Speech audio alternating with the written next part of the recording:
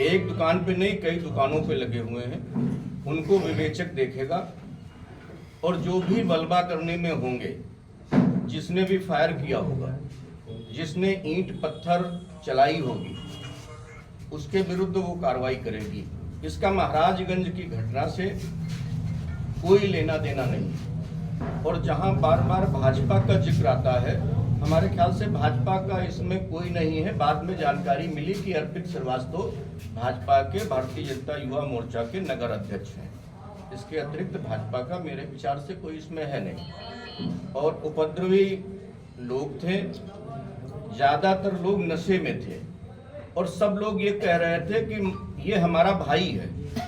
जब हमने परिवार के लोगों से पूछा कि आपके भाई हैं, और जो लोग कह रहे थे कि हम इनके भाई हैं, वो 100 के मुंह पर बैठे जा रहे थे। उनको ढकेल करके हमने पीछे किया और मैं, दिवाकर पांडे जी, अखंड प्रताप सिंह और उनका भतीजा किशन, 4 लोगों ने उस 100 को कंधे पर लेकर के उठा करके हम लोगों ने उसको मर्चरी तक पहुंचाने का काम किया। और जब मर्चरी पहुंच गए तो मर्चरी का दरवाजा भी तोड़ दिया उपद्रवियों ने। एम्बुलेंस को शीशा पत्थर फेंके, एम्बुलेंस भाग गई। उसके बाद में मर्चरी की दीवार भी गिरा दी गई, जो लोगों ने मुझको बताया। और 13 तारीख की घटना है। कई लोगों ने कहा कि अपने लोग हैं, तो हमने कहा कि अगर कोई अपना है तो आ करके बता दे। हमने 18 तारीख को FIR लिखाई है। जो नाम मुझे ज्ञात हुए, हमने 18 तारीख को FIR लिखाई है।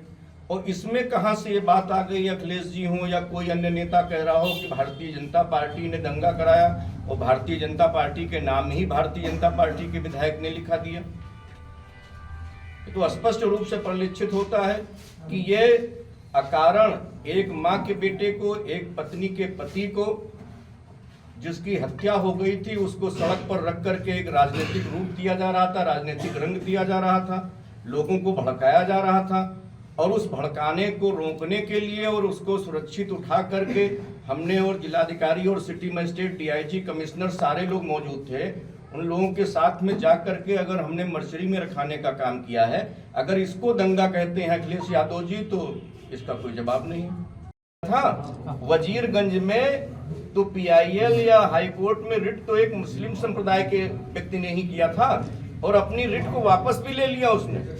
उसके बाद स्वतः संज्ञान ले लिया हाईकोर्ट ने। अभी माहौल क्या है? ये पूरा इलाका कोई भी नियम कानून से ऊपर नहीं है। जब जो नियम कानून के तहत आएगा, चालू घटना में आपके क्षेत्र के गरीबों का बहुत बड़ा नुकसान हुआ है, उनके लिए क्या करेंगे आप? अब उसका आकलन हो रहा है, शांति होने के बाद भी उन पर भी विचार किया जाएगा। विधायक जी, जिम्मेदार किसको मानते हैं? जिन लोगों के मकान जले हैं, जिनका नुकसान हुआ है, चाहे भी किसी समुदाय के हों, उनको सहायता कैसे दी जाएगी? वो सहायता एक अपने यहाँ फंड होता है राहत का, उसका आकलन किया जाएगा। और जो ऐसे गरीब लोगों का नुकसान हुआ है, दंगा पीड़ित, विधायक जी, देवबा गांव में लोग कह रहे हैं कि पुलिस जबरन घुस रही है, देर रात घुस रही है, परेशान कर रही है। कल बार काउंसिल ने भी अपना ज्ञापन दिया है, ब्राह्मण संगठन भी कल यहाँ ज्ञापन देने आया था।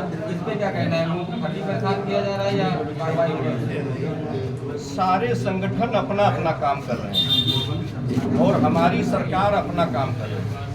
हमारी सरकार का सिर्फ एक उद्देश्य है कि अमन चैन फिर से कायम हो जनपद बहराइच में, और पूरे प्रदेश में ये बना रहे। बाकी समाज के लोग क्या करते हैं, क्या नहीं करते हैं। करवा चौथ के दिन हिंदुओं की गिरफ्तारी हुई थी 45 लोगों की, उस पर कहा गया, फिर 151 में उनका चालान करके मुसलका लेकर के उनको छोड़ा गया। तो ये वो आपने देखा भी कि 23 लोगों को नोटिस जो चस्पा की गई, जिसमें 3 हिंदू हैं, 20 मुसलमान हैं, 4 हिंदू, जो भी हो, हिंदू भी हैं, मुसलमान भी हैं।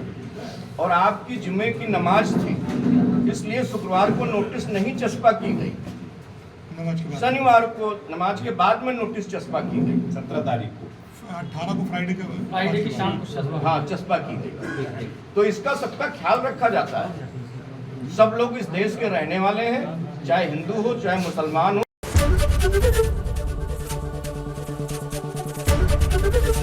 एबीपी गंगा, खबर आपकी, जुबान आपकी।